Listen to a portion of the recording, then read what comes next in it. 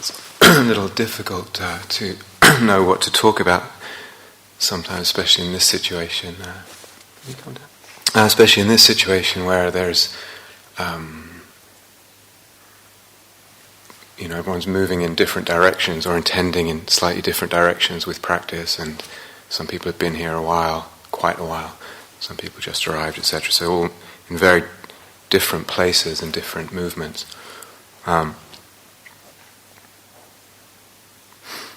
So I decided to talk a little bit about calming the heart, calming the mind, and hopefully there'll be at least something in what's said and what's offered that's useful to everyone, helpful.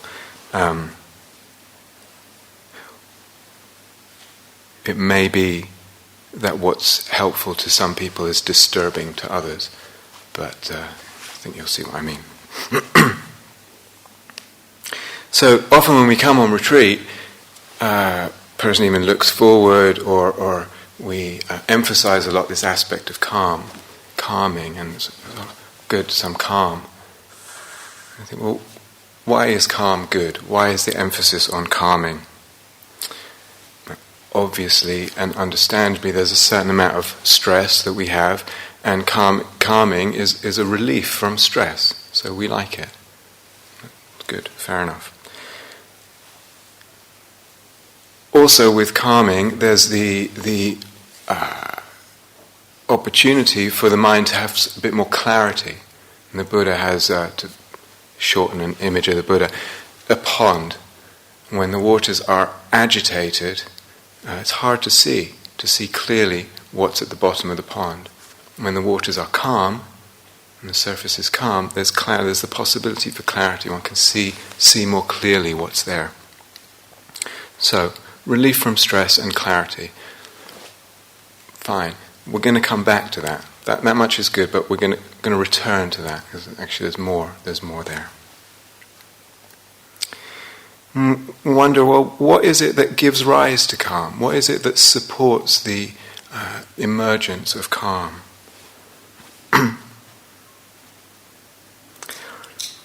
Steadying the attention, keeping the focus steady, keeping the attention of the mind steady on either one thing or on the moment, this moment, the next moment. So actually moving between objects, either way. So whether I stay steady on something like the metta, the phrases of the metta, or the feeling of the metta in the body, or the breath and the sensations of the breath, the feeling of the breath, that's steadiness on one object that helps to calm the mind. Or whether it's this moment with a kind of more open mindfulness practice, this moment and this moment, again, that steadiness of focus calms the mind. And this steadiness of attention is important.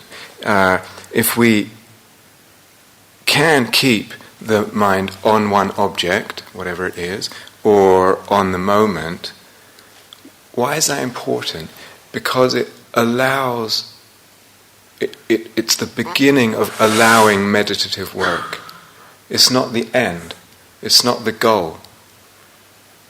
Sometimes we think the point of practice is to be present, to be in the moment. That's the beginning. Once we have this thing and we're more present with it, whatever it is, then I can begin more the more interesting opening up or penetrative work of insight. And again, I'm going to return to that.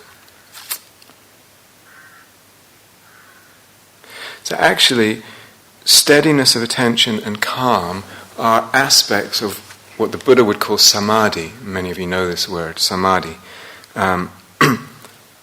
And also included in that concept of samadhi, in the quality of samadhi, are other factors, other aspects, principally well-being. Is a sense of well-being. Is a sense of the mind and the body, the attention, the whole energy system, a state of unification to some degree, of harmonization of the energies. And it's actually quite an energized state. In other words, there is energy there. Calmness without energy is just a bit sleepy, a bit dull. So it's energized. well-being, unification, harmonization, energization. Sensitivity is another aspect. So in this word samadhi, it implies a kind of subtlety of attention, a refinement of the attention. And that's a big part of what we're gently cultivating, engendering. So what does that mean? And how would we support that? If you're working with the breath or something, what it means is that the breath, as we come, the breath goes more subtle, and the attention, if you like, needs to become more subtle with the breath. That deepening of subtlety is a big part of samadhi. We somehow have to find a more delicate kind of way of paying attention that supports this deepening of sensitivity, deepening of refinement. The object becomes more subtle. Do you understand? The metta as well. The metta needs to become more subtle somehow. How do I... So I'm going to say a lot of things today, and a lot of it, if you don't understand, please ask or bring it up in an interview or something.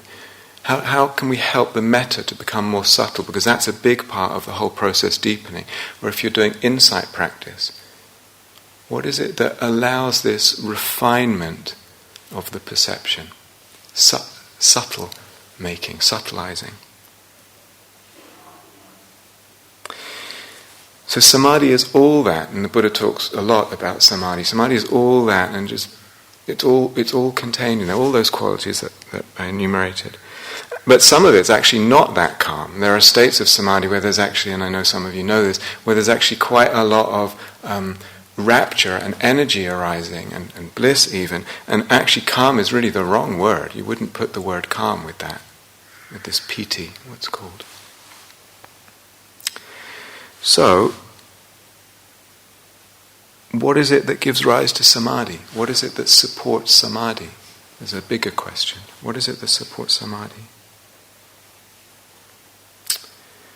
Well, we talked about steadiness of attention, and that's actually really important, but there's much more to it than that. And sometimes people have the sense, well, if I just fix the mind on something, if I just glue it to something rigidly, if I can keep it locked into something, samadhi will arise.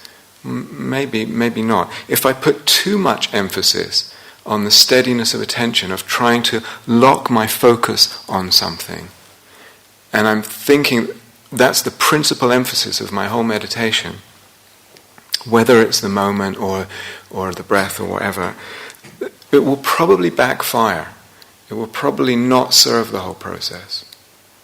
Too much emphasis on that leads to tightness, generally speaking.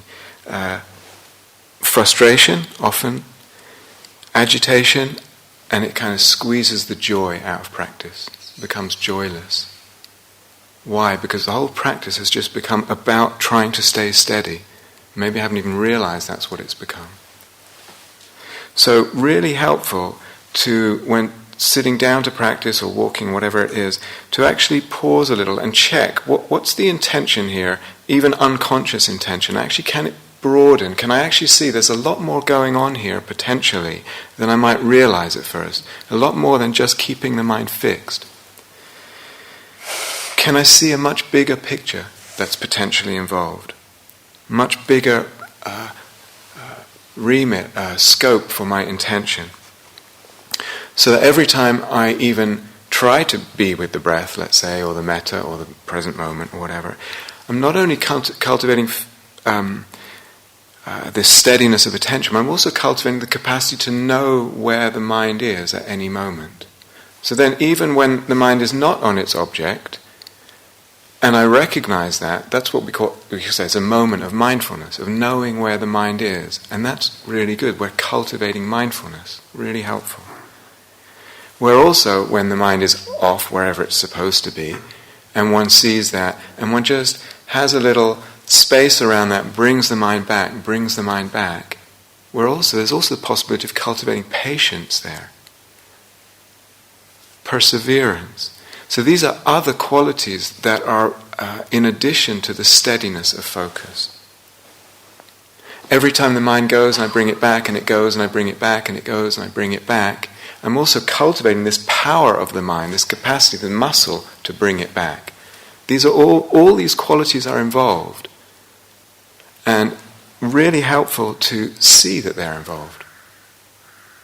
And again, if it goes, and then I find this tendency when the mind is off where it's supposed to be to judge, and I judge myself, and again there's the potential there for that moment to become a moment of easing the habit of self-judgment, of pacifying, of slowly eroding that habit of self-judgment. So all these qualities are there. In a way, they're all equally important. Perhaps eroding self-judgment is more important than being able to stay steady on one object. If I squeeze the intention and the view of the practice too small, I don't see all this. If I really consciously remind myself, all this is going on, whether I'm on the object or off the object, there's all this potential, all this possibility. Practice has a chance to breathe. There's more space, there's more loveliness.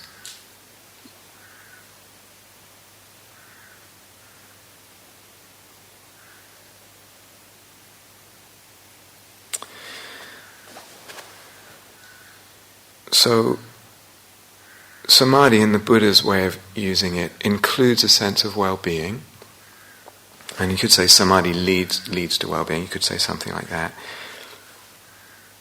But interestingly, well-being also brings samadhi. So it works, usually causality works both ways. Samadhi brings well-being.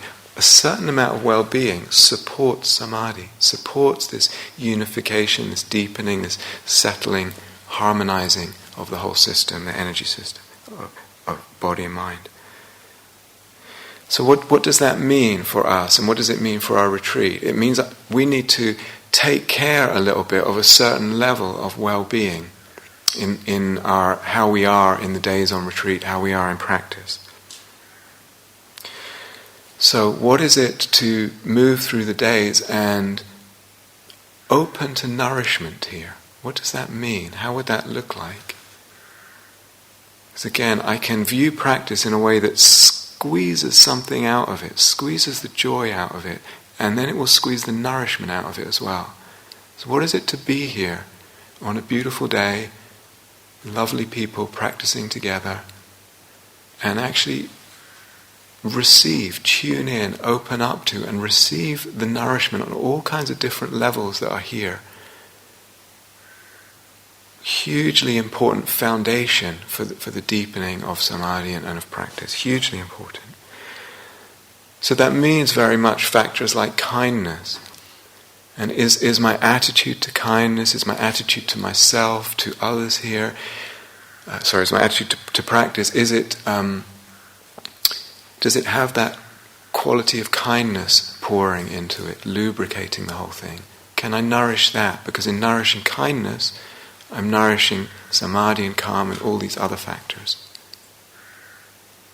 Gratitude, appreciation, to be here in this, beautiful spot on the earth, in a place dedicated to this kind of work and something we love, and actually really opening the mind, the eyes, and the heart so that we can support these qualities of gratitude and appreciation of ourselves, of the environment, and of the others around us.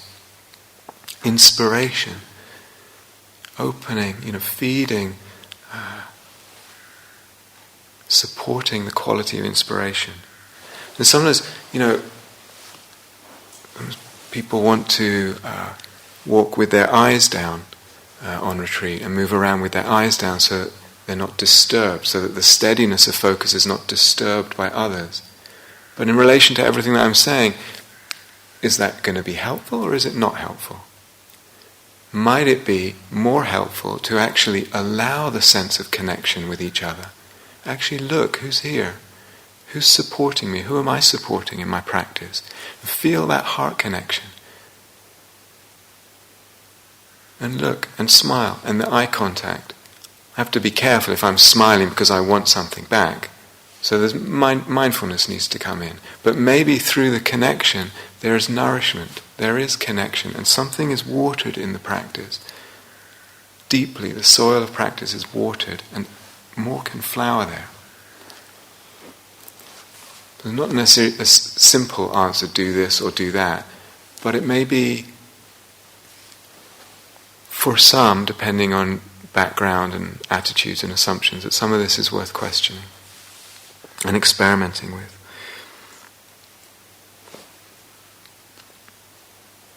If we say, what is it that gives rise to samadhi? Again, this question. Well, actually, letting go of entanglement gives rise to samadhi.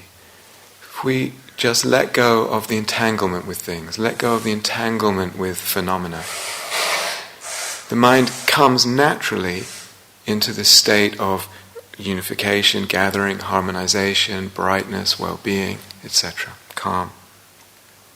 So letting go of entanglement brings calm, brings also a steadiness of attention. You can see that. To be pulled this way about tomorrow and pulled that way about yesterday and this thing and that thing. It's an entanglement that's with this or that that's pulling the mind this way or that. I let go of the entanglement, the mind settles more, is more steady. So again, just in saying that, you can see that samadhi can arise either from keeping the mind with one thing, because when I'm with this thing, I'm not entangled with other things. Every time I return to the breath or the metta, I'm disengaging my entanglement from something else. But it can also arise through mindfulness or insight practice. So I'm with the moment or with whatever phenomena, but hopefully mindfulness, we could say, is a state of relative non-entanglement. It's relatively unentangled.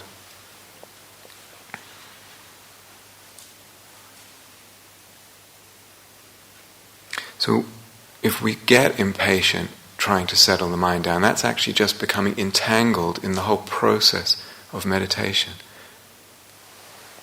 Unhelpful, obviously. The more impatient I get, the more agitated I become. So this state, or states of samadhi, as I was talking, actually they involve, for the most part, they involve a sense of a lightness of being. The being and the body in a lot of the states feels quite light. There's a lightness that permeates. Samadhi brings lightness of being. Guess what? Lightness of being brings samadhi. Or supports samadhi, we could say. So how does that translate? What is it to be, again, on retreat, dedicated to meditation, in a formal meditation session with a lightness of being, with a sense of playfulness? Is that kind of attitude possible? How does that look like? How can I find my way in to an attitude of creative, light experimentation, happy playfulness with the practice?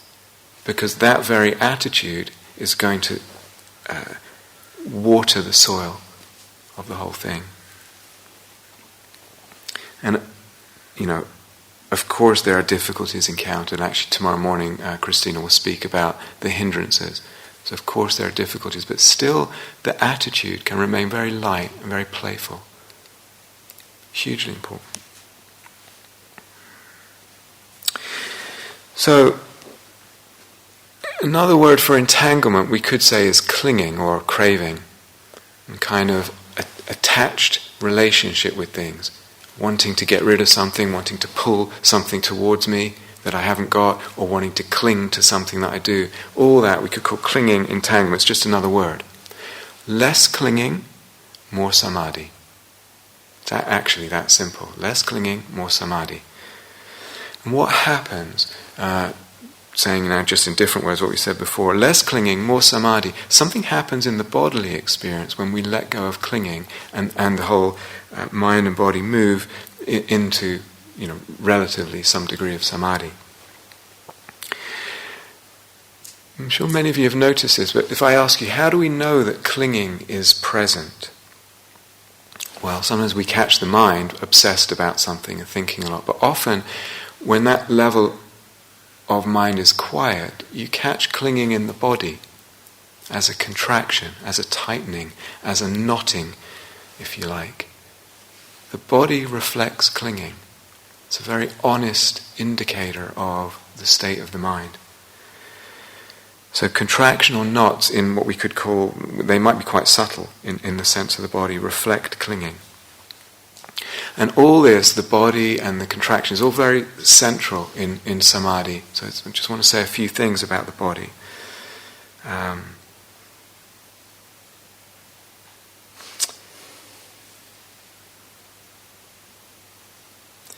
Not sure what order, that probably doesn't matter.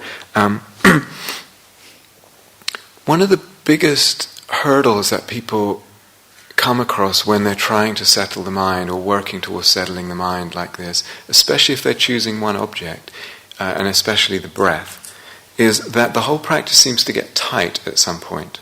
A tightness creeps in the body, oftentimes in the forehead, especially if you're working at the nostrils. And that tightness is basically unpleasant. And a person can't seem to find a way beyond this tightness. The more I practice, the tighter I get. And what often happens for a lot of people is they decide at some point, enough now, enough breath, enough trying to concentrate. I'll just be with what is. I'll just open to whatever is. And there's a relaxation, because there's a relaxation of the intention of the effort, and it feels better. It's very, really, really common. Probably I'd say the majority of people, that's what happens. Does it really need to be that way? Does that need to be an insurmountable hurdle? Actually, it may be that this kind of tightness is helpful as an indicator of effort levels. So we can use an awareness of the body in the background, if you like, of the practice. So if say you're working with the breath at the nostrils, that's the foreground. And the body, you use the sense of the whole body as a background to that foreground. And that sense of the body, you can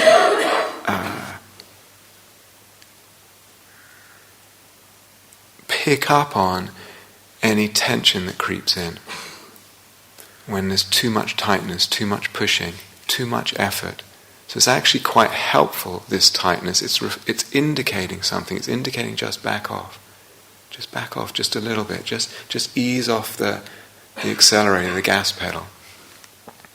So rather than a problem, it's a useful indicator. It can be really, really helpful. But this notion of using the whole body as a kind of background to the foreground, really, really skillful in meditation. Every time I feel some tightness or contraction creeping into the body, I can relax it. Relax the body, relax that background. Prevents the practice getting too tight and off balance that way.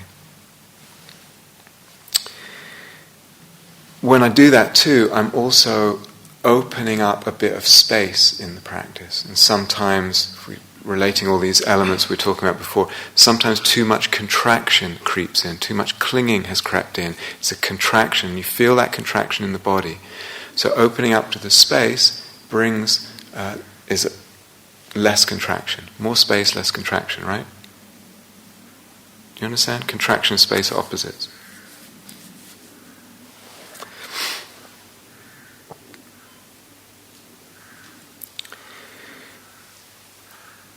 Actually, as I said before, any deeper state of samadhi actually includes the whole body. So somehow, whatever practice I'm doing, I'm going to have to include the whole body in it. We're moving towards states of being that include the whole body in a sense of well-being. So I might start with a small object, but there's a whole other way of practicing where actually you start with that whole body sense. In a state of samadhi, this whole body, what we could call the sense of the subtle body, the energy body, is smoothed out. It's become harmonious, energized. There's a sense of well-being permeating all of it. The knots are unknotted. That's the sense of the subtle body then. And that's what we're moving towards, this whole body in that sense. Well, actually, there's a way of practicing where you start with that, opening up the whole sense to that whole energy body, and just abiding in that, and gently nourishing, gently nurturing a sense of well-being within that, rather than starting with a smaller object. So I'm just mentioning that as something you may want to check out. And again, if it sounds like something you're interested in, please do ask. And there's CDs that you can listen to too.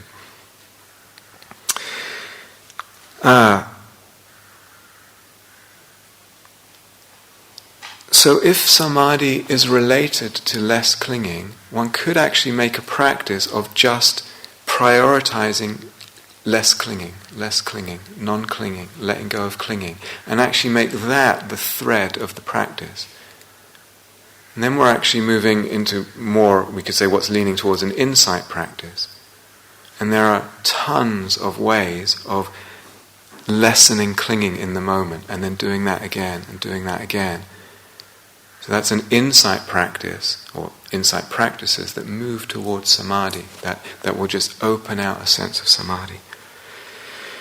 When we're practicing mindfulness, when we're practicing metta, when we're practicing steadying the attention on something, that's in part of what's happening, is we're letting go of clinging. As I said, we're letting go of entanglement. It's part of what's happening. That's part of why sometimes these practices bring this state of samadhi. They open it out. But we can do that more deliberately. We can actually take up clinging as our theme. So what is it to sit in meditation or walk in meditation? Actually, the theme is not mindfulness. The theme is actually clinging. The theme is not breath. The theme is clinging and the release of clinging. Very deliberately, very consciously tuning into that element, that strata of our conscious experience, and working with that. Very, very beautiful practices involved there, unfold in beautiful ways. So there's tying all this together. If when there's clinging there are knots and tensions and contractions in the body, then these very knots, tensions and contractions, rather than being problems, can be used as indicators, as helpful focal points for this release of clinging, for this attention to clinging and the relaxing of clinging, the release of clinging. So wherever it is, wherever I feel that, can I tune into it? And actually, the way that I pay attention to it, the way that I pay attention to something unpleasant or to the experience of clinging will determine what unfolds. Usually we pay attention to clinging and to dukkha in a way that creates more dukkha. That, if you like, is the human condition. And when we're moving into more skillful insight practices, we're learning to look at things in a way that unties the clinging, unties the knots. There are many ways of doing that. Actually, probably over the weeks we'll maybe elaborate some of this a bit more. But what is it? I feel this knot of clinging. I can feel it in my body. And what is it to look at that and actually find a way of looking at it in the moment that is helpful? Well, one I just mentioned is like completely letting it be. Not just being mindful of it, but completely allowing it to be what it is, unpleasant. Let it be tight. Let it feel that way in the moment. Completely allowing it. It's this relationship of allowing. It's an attenuation, a reduction of the clinging in the moment. Everything depends on that. Everything. Am I going to go this way or am I going to go that way? Suffering or the end of suffering? Right there in the moment. This is a skill. We can learn this as a skill. Knots, contractions, the tightness, clinging itself is unpleasant. That tension in the body feels unpleasant. We could use a certain language, actually ultimately speaking it's not that accurate, but we could say there's a secondary reaction to that unpleasantness of clinging. We react to the unpleasantness of clinging with clinging. I don't like the way this clinging feels, this tightness, this contraction. We contract around the contraction. We tighten up in relation to the tightness. So I'm using this language of secondary reaction. It's, as I said, it's just a way of talking. What if I relax that over and over and over? I let the tightness be. I let it be. I find a way of just, can completely welcome and allow this unpleasantness of the clinging over and over. And what if that was the practice for a while? So I'm just throwing that out. There's everything that I've said, would be loads more to say. And as I said, people are moving in very different directions. So maybe some of this just gives you some ideas of strands, threads you want to sort of follow a little bit or explore. There are many, many skillful ways of looking, many possibilities of working with contraction and craving, clinging in a way that unbinds it and brings samadhi. We tie all this together.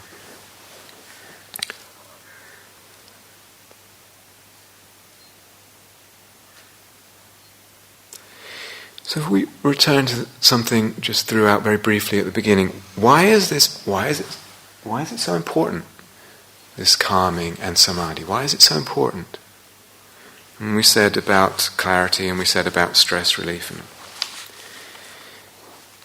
But I would add something, that periods, times of samadhi, of this deep sense of well-being, to whatever degree, it might actually be quite subtle, some degree of well-being, some degree of unification, periods of that, frequent periods of that, not just once in a while I had this or whatever, can only be periods because everything is impermanent.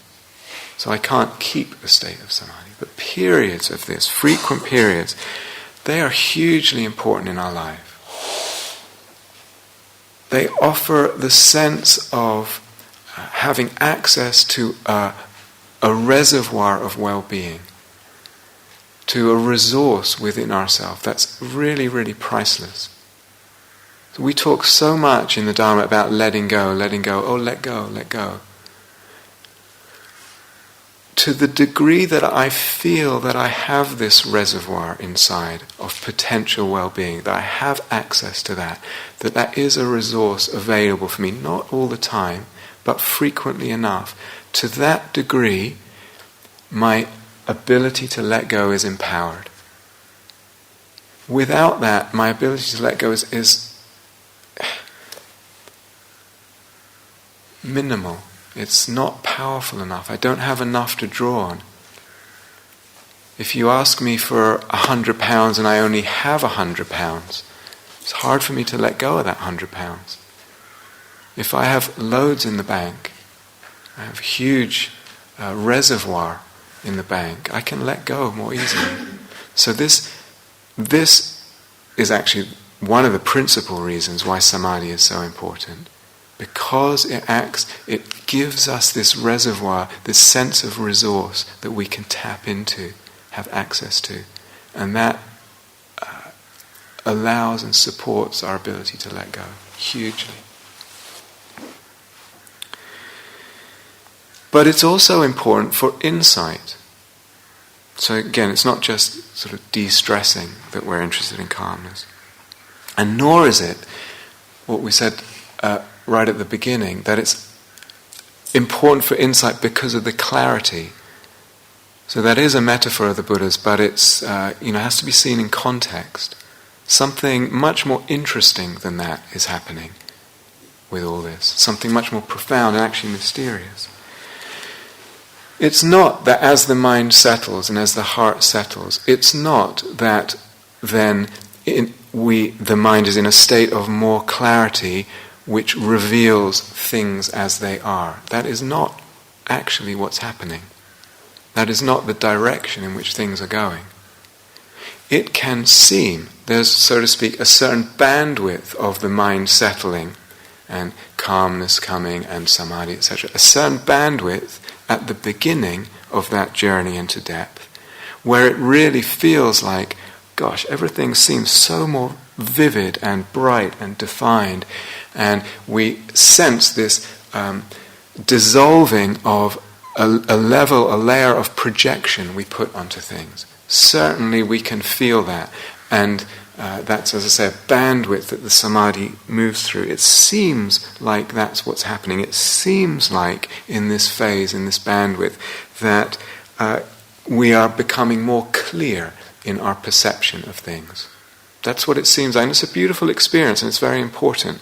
It's very lovely. It has its own loveliness. But it only seems that way. It's only a bandwidth. It's not where we're going. This journey into deepening samadhi, actually what's happening is something, as I said, much more interesting. We're actually, if we use technical language, we're skillfully fabricating perceptions. We're dealing in the whole realm of perception, and we're shaping skillfully beautiful perceptions. Actually, the journey into samadhi is a journey into constructing less perception. So in a way, this bandwidth where things seem more clear because they're less covered over with the grime of all our projections and stories and papancha, actually that's also a layer, the first layer of less construction. But it doesn't stop there. It does not stop there. And to believe that it stops there would be just a mistake. Something else is happening. We're on a journey of unfabricating perception. And in that, we're understanding something about the malleability, the magical nature of perception. This is where it's going. This is where the insight is going, and this is why samadhi is so important. Understanding the malleability, the flexible nature of perception, the magical nature. And that includes, as this journey deepens and deepens and deepens into samadhi and all, it includes all kinds of mystical openings of perception. That would be the only word that you could put with it. The perception's open to something quite different than what we're usually accustomed to in our everyday sense of things. Mystical openings of perception. Whole other senses of existence, other than the ordinary, I am here, you are there, it's 11:39 on a Thursday morning, whatever. Whole other senses. Two things right now I want to draw out about that. Two things of note. This whole idea that can be very popular and attractive, that this, what we see, is it. This that we encounter in our everyday perception, that everyone seems to agree on it, this everyday reality, the notion that this is it, this is the truth of things. How to say this?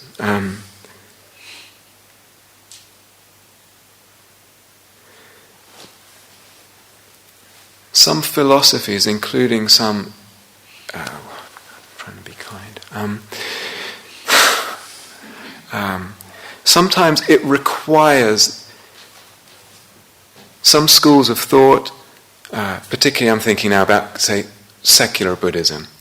Actually, if you push it a little bit, it actually requires the absence, the whole notion that this is it, and either I have to put up with this, and that's the project of practice, realize this is it, put up with it, deal with it, this is our existential situation, or this is it, relish it.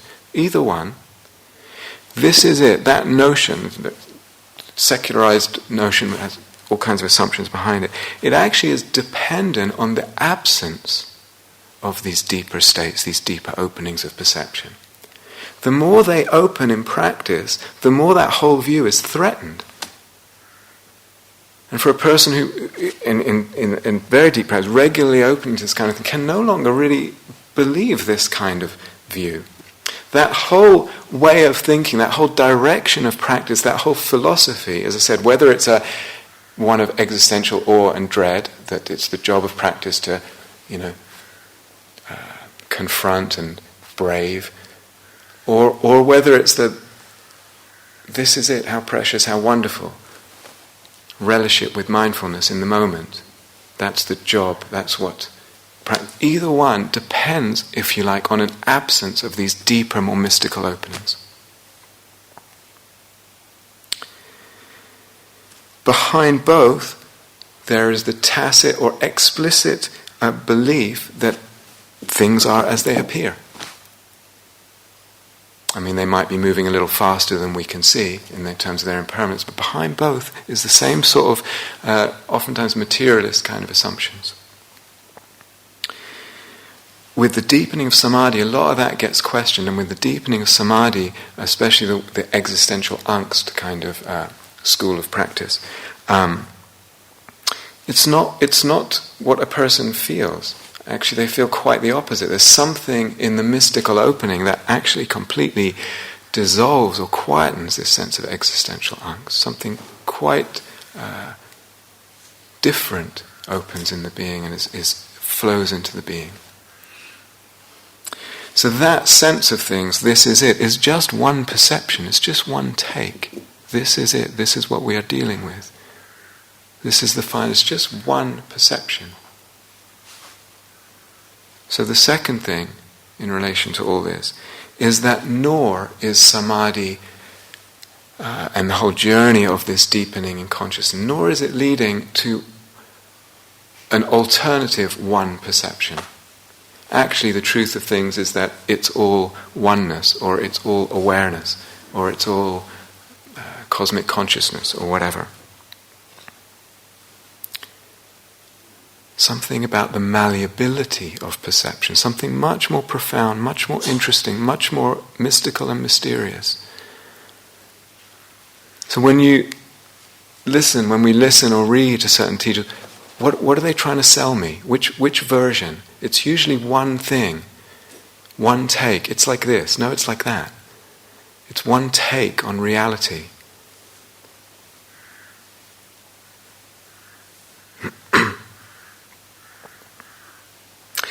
So, maybe pick up some of those themes later in the retreat. But I want to throw something else out, and again, like I said, some of this will be agitating to some people. Or maybe.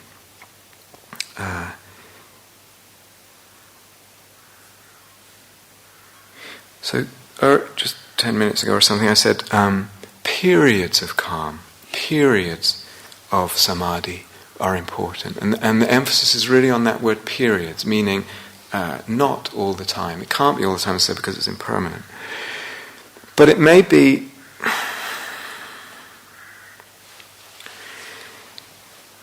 It may be that nowadays in the Dharma there's always a shadow to everything. There's always a blind spot to everything. There's always a danger to everything. It may be that nowadays one of the shadows, that's, if we use that word, or blind spots, that's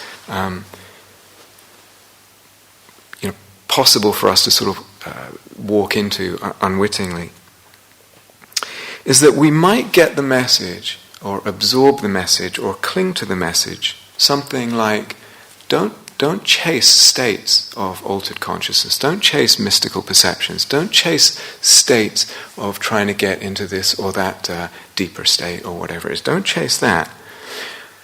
But somehow, alternatively, rather than that, the image is given of, well, you can, what we're really going for is a kind of a calmness in life, a calm life, a sense of calmness pervading the life, a peaceful life, relaxing stress, relieving stress throughout the life, stress-free, relatively stress-free, unhassled life, versus periods of experience of deep states, deep samadhi. Now, whether that's explicitly said or just somehow wafted out as a direction, and the Buddha and Buddha statues and all that, and the Buddha as an archetypal being is almost like the icon has become the icon of a calm and peaceful and equanimous life. a calm and peaceful and equanimous life. A kind of life that is calm and peaceful and equanimous. And I'm just wondering if there are problems about that, with that. And I'm wondering if it's something that needs questioning. Can anyone fall in love calmly? Can you make love calmly? With a calm heart, with a calmed heart. We use that language, calming the heart. Can you have sexual erotic arousal with a calm heart? Can I open my heart and engage with what is happening with the planet and with on a socio-economic level with a calm heart? Can I open my mind and be fired up? Can I open my mind to the fire of ideas, different ways of seeing, different perspectives that burn with questioning and turn things upside down? Is that possible with a calm heart? That these questions and ideas and perspectives break walls and open up different kinds of freedoms that we haven't perhaps even conceived of as a freedom before. Can I do that with a calm heart?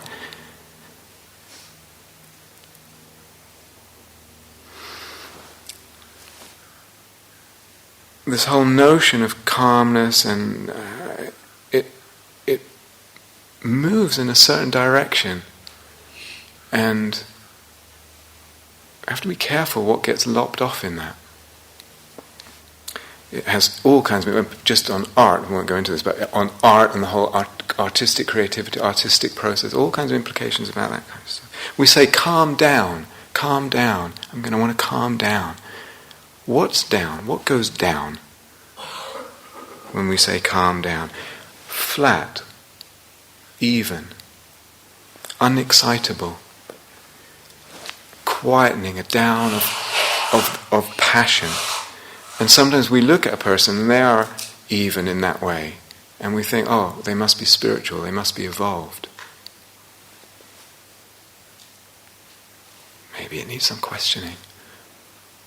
And some of you, I know, have plenty of exposure to the teaching. Say, well, no. We talk about equanimity, and then the what's called the near enemy of equanimity, indifference. And we don't want indifference. What we want is equanimity. But even then, that's true. That's a good point. We have to distinguish between equanimity and indifference. But still, the archetype, the image that is promoted, that's calling us, speaking to us, it still doesn't include a lot of that stuff, a lot of those elements of our existence that I enumerated before. Falling in love, making love, the fire of ideas, etc. The social and environmental engagement, eros. So, for some, here we are, a room full of however many people, for some people, a calm life and a calmed heart is what is calling you. And that's completely fine. It is, if you like, if we use a certain language, it's the dominant archetype. It's what's drawing us. But for others, it's not. It really is not. It's only one image, perhaps, of freedom. It's freedom looking a certain way, looking the calm way. And so the question I have this morning, and it may be disturbing, I don't know, but is are you one of them or are you not one of them?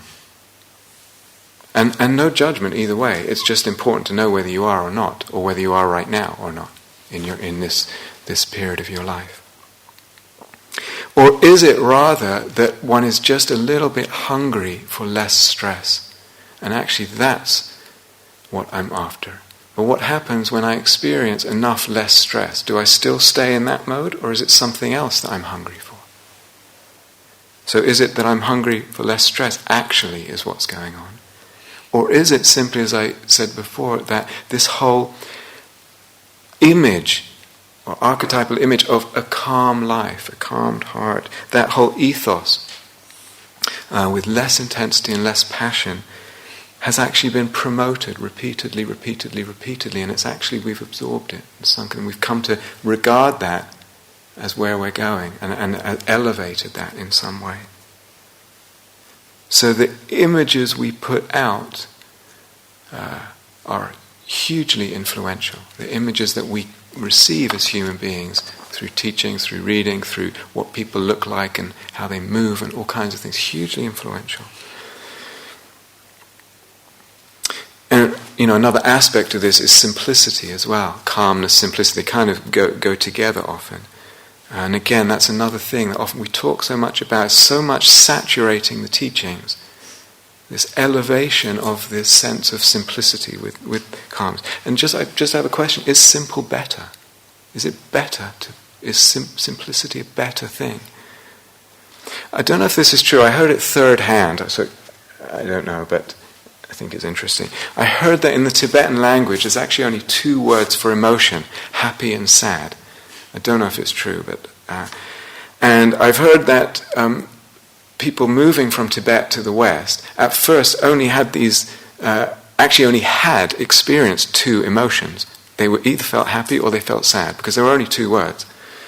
And as they learned English or some other Western language with much more nuance and richness of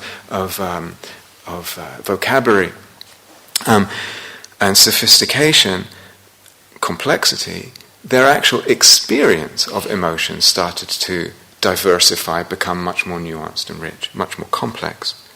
So clearly language evolves out of experience, but also language feeds, promotes, guides, instigates, opens up experience. Simpler or more complex, better or worse? Is simple always good? And sometimes, again, it's wrapped up with all kinds of archetypal images, the simplicity of the baby, or something like that. A calm state is a simple state, it's true, yes. But, get some questions. If I make that too spread out as an image of what I'm going for, whether it's conscious or whether it's unconscious, what gets lost? What gets lost? What might be getting lost? That's the first question. Sometimes we need answers, and actually sometimes more than answers we need questions. We need questioning and the fire of questioning.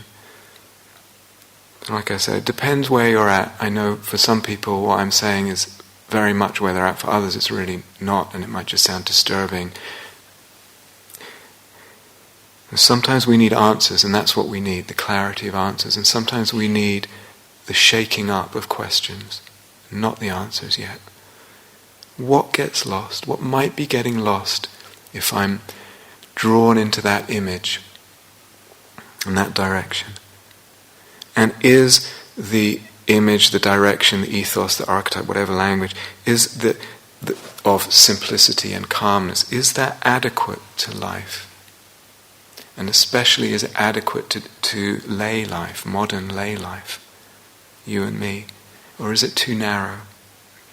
Is some other kind of expression, ethos, image, archetype, is it getting constricted out, strangled out of the picture? So behind questions like that, there's obviously a deeper question, or more wider question actually. How are we, you and I, going to translate the Dharma, which is, for the most part, dominated by that kind of archetype? How are we going to translate the Dharma to modern, deep, lay practice, which is what you and I are doing here? If you're here for a while, if you're here, everyone who's on this retreat, that's what we're involved in. How are we going to translate a Dharma that's got that kind of ethos and image wrapped up in it? How are we going to translate that? And to me that needs a lot of questioning, a lot of bringing all our intelligence and all our openness of mind to that. If we don't, maybe for us as individual practitioners, it might be fine. Might be fine. Maybe I don't need to translate anything because that's fine for me. Maybe 5 years from now it really will not be fine. And for other people right now, it's like, if I don't translate it somehow, if I don't open this up, something's going to die in me, or just go really to sleep. Or maybe I'm just going to need to move to some other tradition or something else.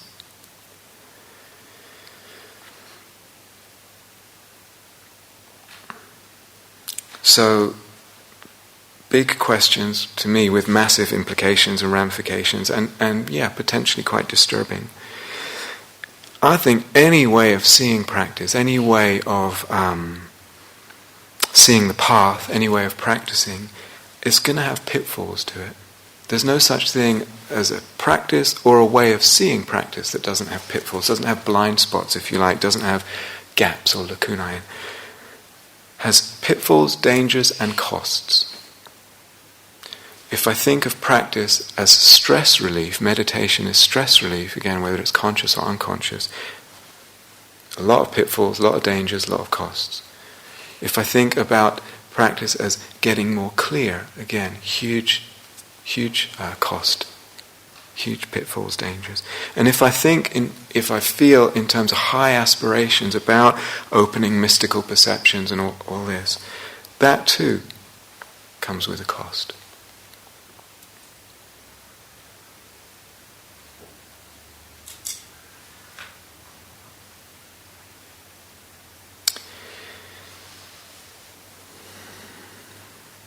Strangely though, of the cost, the Buddha seemed to prefer that one. He said, my monks are addicted to samadhi, and he was happy about that. That's the word he used, addicted to samadhi. And so yeah, there's a cost in that, because it's painful when you want something and you're not there, but it's an okay pain. Anyway, so big questions, but right now we're in retreat. So, if you like, you can forget about all this. Because the job right now, as I said, periods of samadhi. So,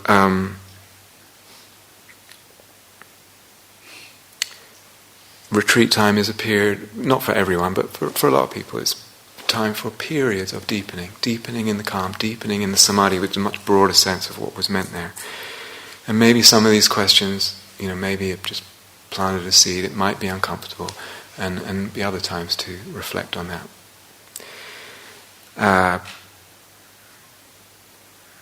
Okay? So let's have a bit of quiet together.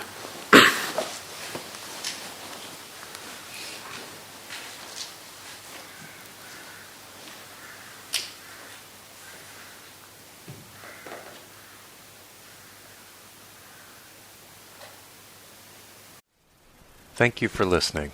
To learn how you can support the teachers and Dharma Seed, please visit dharmaseed.org.